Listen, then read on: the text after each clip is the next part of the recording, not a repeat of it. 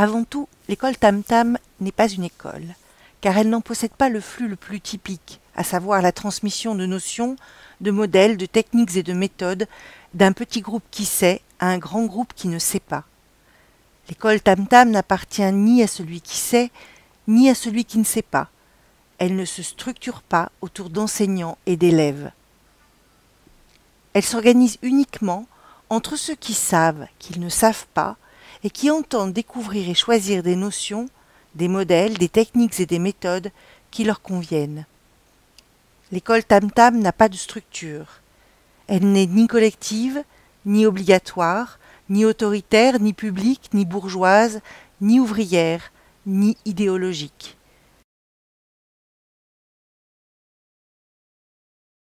Elle n'entraîne pas de participation, et moins encore d'acculturation. Elle ne transmet pas de messages codés. Elle peut y être, ou ne pas y être.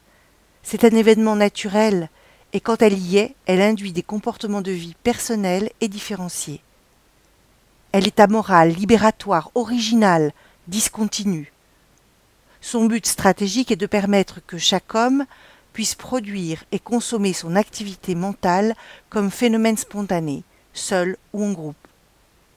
Son but tactique est l'élimination de la didactique institutionnelle.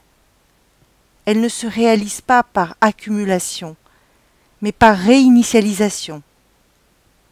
Ses références sont les enfants, les avant-gardes, les paranoïaques, les sauvages, les humanistes, les cultures archaïques, les lointains classiques. L'école Tam-Tam en particulier n'est pas faite de bâtiments scolaires, qu'ils soient beaux ou laids. Elle ne se déroule pas à heure fixe dans des classes, mais elle est latente dans la cour, au cinéma, au lit, à table, en voiture. C'est un espace virtuel, psychophysique, que chacun possède toujours.